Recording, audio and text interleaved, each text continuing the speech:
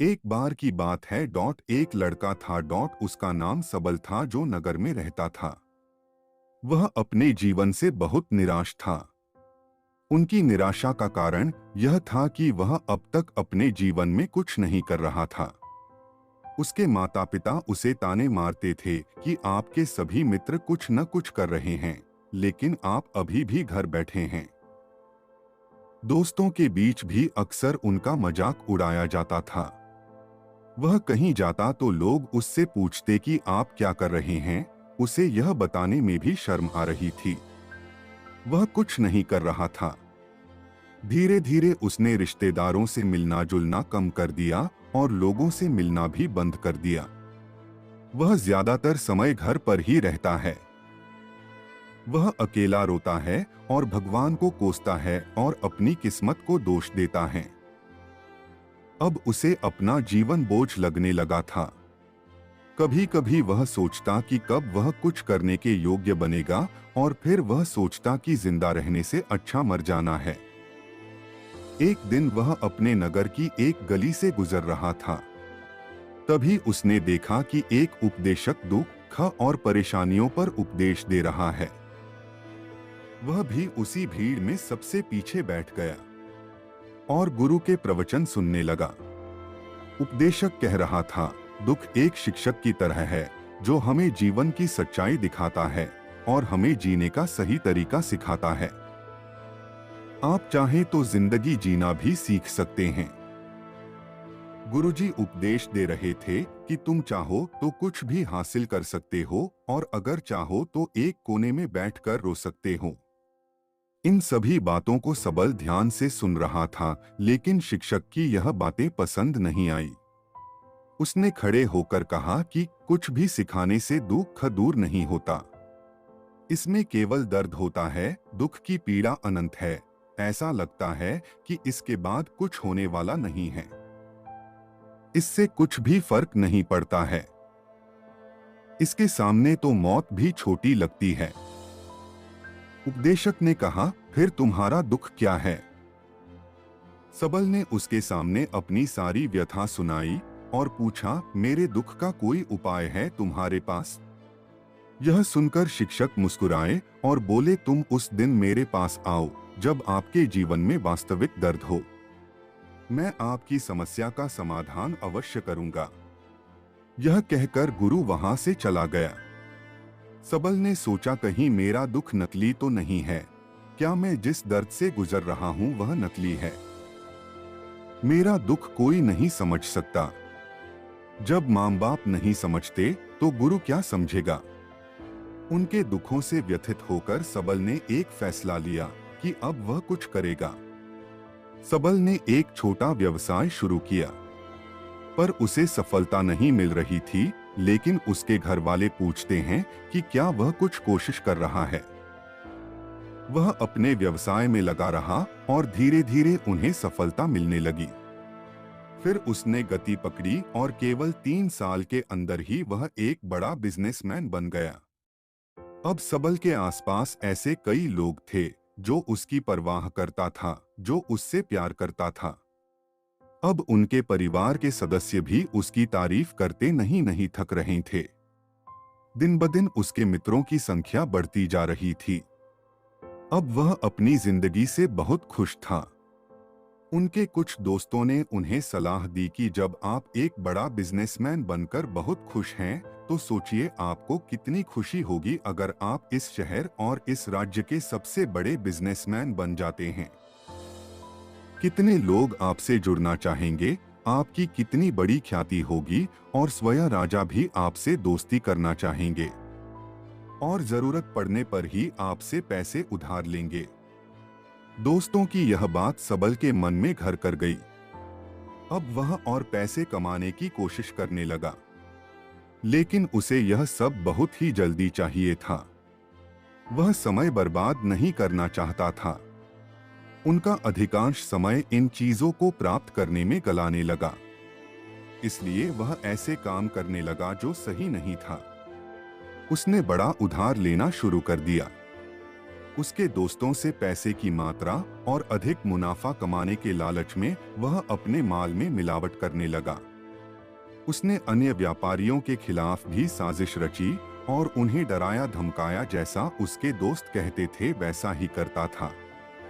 वह इन तरीकों से ज्यादा पैसा कमा रहा था, पर अब उसके जीवन में पहले जैसा चैन न था।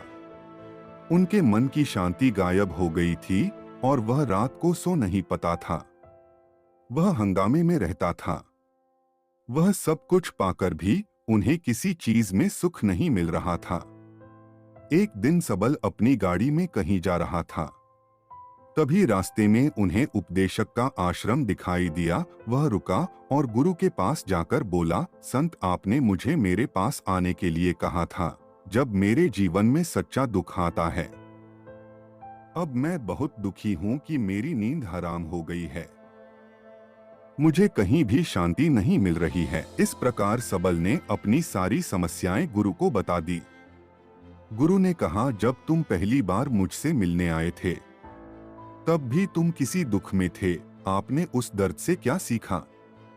सबल ने कहा कि सिर्फ सोचने और चिंता करने से कुछ नहीं होता। आपकी दृष्टि को सच करने के लिए यह कार्रवाई करता है। और सिर्फ काम करने से कुछ नहीं होता, परिणाम भी मिलना चाहिए। जब आपको लगता है कि आपका लक्ष्य हासिल नहीं होने वाला, तब राह में चाहे कितनी भी मुश्किलें आ जाएं, मन कितना भी निराश क्यों न हो, कितना भी लगता हो कि अब कुछ नहीं होने वाला है, तभी विश्वास करें, मैं जो भी कर रहा हूँ उसमें अवश्य सफल होऊंगा। खुद पर ध्यान दो, लोगों पर नहीं। लोग केवल सफल लोगों का सम्मान करते हैं। कोई कितना भी अच्छा क्यों न हो, वह हमेशा लोगों की नजरों में बोझ बने रहते हैं। यह सब सुनकर उपदेशक मुस्कुराया और बोला, जब आपके पास है तो यह वास्तविक दुख नहीं है। अपने जीवन में वास्तविक दुख आए तब मेरे पास आओ, मैं उसे ठीक कर दूंगा। सबल ने जाते समय साधु को सोने के सिक्कों से भरा घड़ा भेंट किया।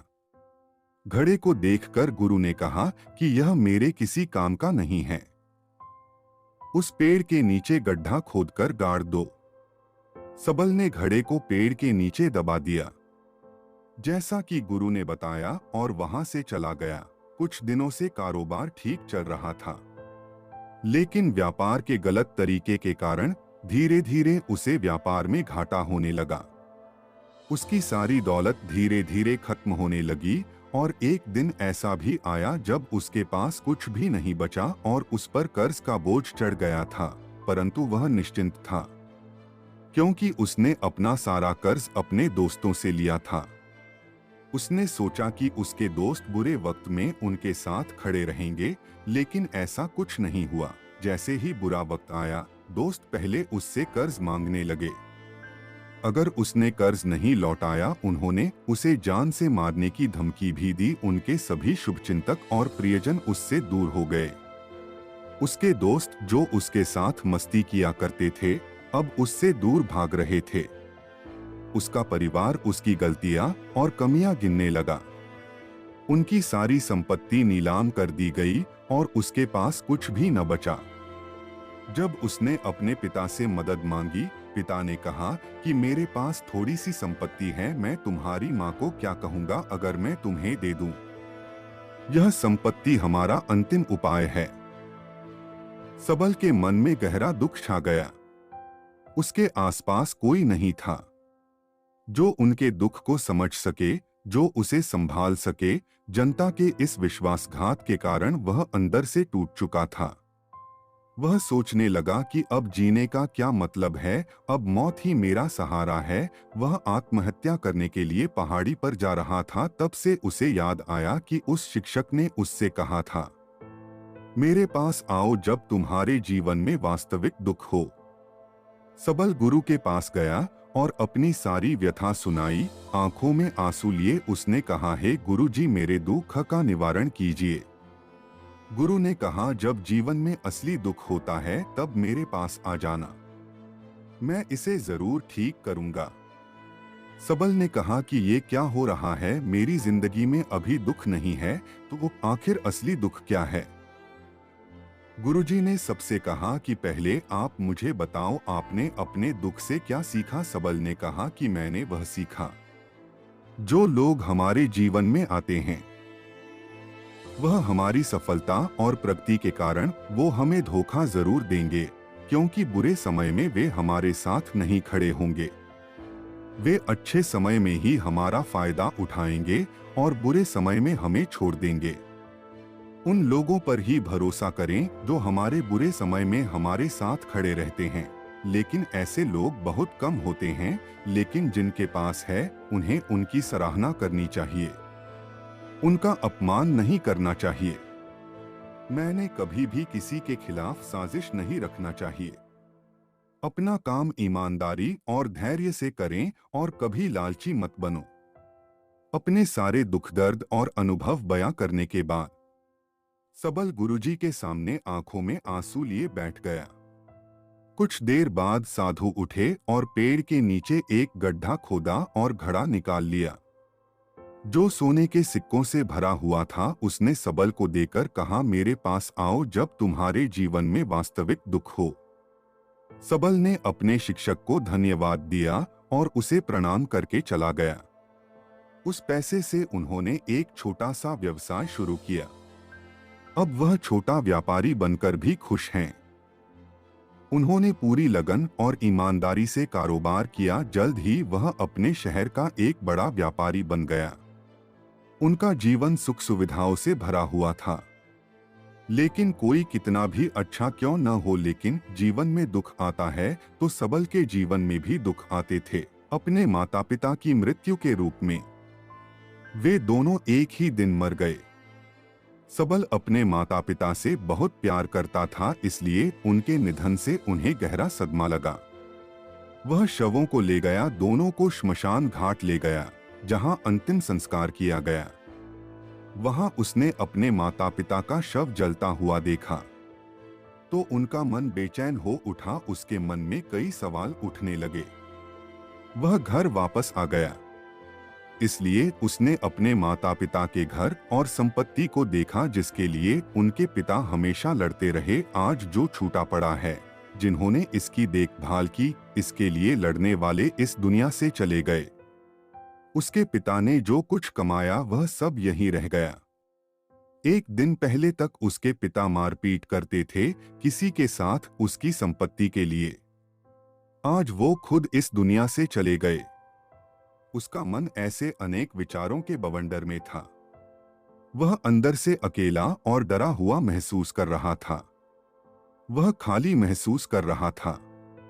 उसे लगा कि कुछ है, वह समझ नहीं सका।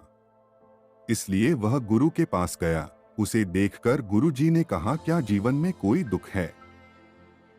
सबल ने कहा, वैसे तो जीवन में कोई दुख नहीं है, सब कुछ अच्छा चल रहा है, लेकिन आज मेरे माता पिता का देहांत हो गया है। मैं इस घटना से बेहद दुखी और परेशान हूं। गुरुजी ने कहा, इसमें दुखी होने की क्या बात है? एक दिन सबके अपनों को मरना है। कोई न कभी जिया है और न कभी रहेगा। एक दिन तुझे भी मरना है। शायद तुम कल ही मर जाओगे या आप आज भी मर सकते हो। सबल ने कहा, क्या कह रहे हो गुरुजी? मैं भी मर जाऊंगा, लेकिन मैं अभी जवान हूं। गुरु ने कहा कि सब जी रहे हैं इस भ्रम में कि मृत्यु केवल दूसरों को आती है, बड़ों के पास ही आती है। लेकिन जवान और बूढ़े मर जाते हैं, बच्चे मर जाते हैं। मौत का उम्र से कोई लेना देना नहीं है। यह सभी को प्रभावित करता है। मास्टर जी की ये बातें सबल के मन में घर कर गईं और वह चुपचाप चला गया। लेकिन उसका मन अभी भी बेचैन था। वह खाली महसूस कर रहा था। वह सारा दिन अपने बारे में ही सोचता रहा कि वह कौन है, वह इस दुनिया में क्यों आया है, क्या जीवन का लक्ष्य केवल चीजों को खाना और मरना है? ऐसे कई सवाल उसके दिमाग में लगातार उठ रहे थे, लेकिन उन्हें अपने किसी भी सवाल का जवाब नहीं मिल रहा था और उसका दुख दिन ब दिन बढ़ता ही जा रहा था। इसलिए कुछ दिन बाद वह फिर से गुरुजी के पास पहुंचा और बोला, हे स्वामी, मैं बहुत दुखी हूं क्योंकि मैं यह नहीं जान पा रहा हूं कि मैं कौन हूं और मैं इस दुनिया में क्यों आया। यह सुनकर गुरुजी मुस्कुराए और बोले, आज आपके जीवन में पहली बार सच्चा दुख उत्पन्न हो गया है। यह वास्तव में दुख कहलाने के लायक हैं। हम नहीं जानते कि हम कौन हैं, हम क्यों आए हैं, क्या करें, कैसे करना है। सबल ने अपने गुरु से कहा कि उसकी दुर्दशा दूर करो। गुरु ने कहा कि हम सभी इंसान हैं, जीवन भर संग्रह करते रहते हैं। सबल ने कहा कि सभी इंसान जीवन भर धन, सम्मान, परिवार, प्रतिष्ठा, मित्र, शत्रु आदि जमा करता है। गुरु ने पूछा, क्या हम एकत्रित की गई चीजों में से कुछ भी अपने साथ ले जा सकते हैं? सबल ने कहा, कोई भी इंसान अपने साथ कुछ भी नहीं ले जा सकता, वह सिर्फ अकेला ही जाता है। मेरे माता पिता भी अपने साथ कुछ भी नहीं लेकर गए, सब कुछ धन संपत्ति वैभव सब कुछ यहाँ पर छोड़कर गए। शिक्षक ने कहा, अब मेरी बात ध्यान से सुनो, इस संसार में हमें जो संग्रह करना चाहिए वह हम नहीं करते। चीजें हमारे सामने होती हैं लेकिन हम उन्हें देखने की कोशिश नहीं करते। हमें इस दुनिया में जो कुछ भी इकट्ठा करना है वह हम खुद हैं। हमें खुद को जुटाना होगा ताकि जब हम मरें तो हम एकजुट हो सकें और खुद को पहचानने में सक्षम होने के लिए हम अंदर बंटे हुए हैं। हम प्यार, नफरत, गुस्सा, ईर्ष्या में बंटे हुए हैं। क्रूरता, धन, स्थिति, प्रतिष्ठा, सम्मान, पहचान, धर्म, जाति, सैकड़ों हजारों ऐसी चीजों और इच्छाओं में हम विभाजित हैं और टुकड़ों में जीवन जी रहे हैं। इस विभाजन के कारण हमारी चेतना कभी एक नहीं हो सकती।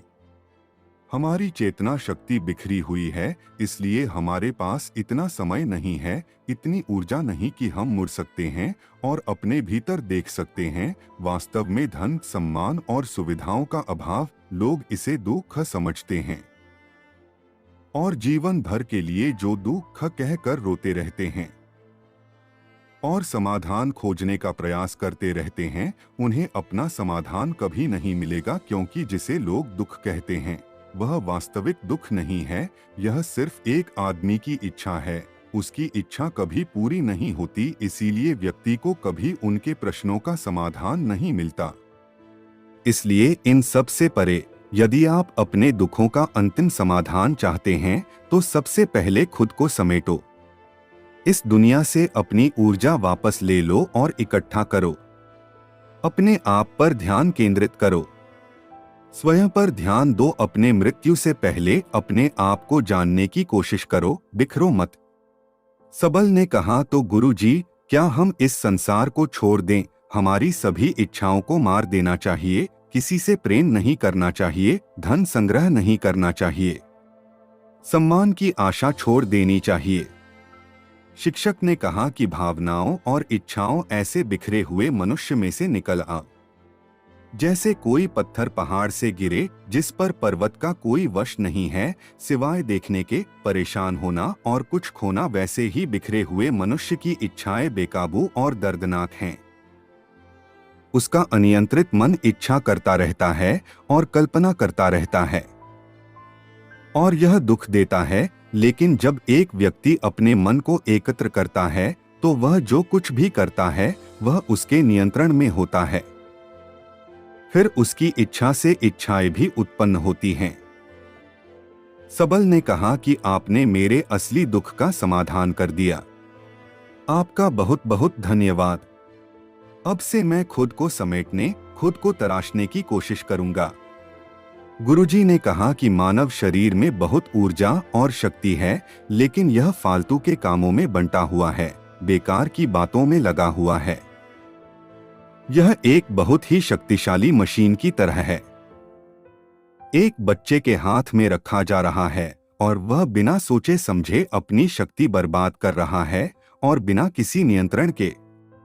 इसीलिए इस शक्ति पर ध्यान दें, अपनी चेतना, और इसे इकट्ठा करें। सबल को अपने प्रश्नों का उत्तर मिल गया। उसने अपने गुरु का शुक्रिया अदा किया और चुपचाप चला गया। दोस्तों, उम्मीद है आपको यह कहानी पसंद आई होगी। अगर आपको यह कहानी पसंद आई हो तो लाइक, सब्सक्राइब और अपने दोस्तों और परिवार के साथ जरूर शेयर करें। आपका कीमती समय देने के लिए धन्यवाद।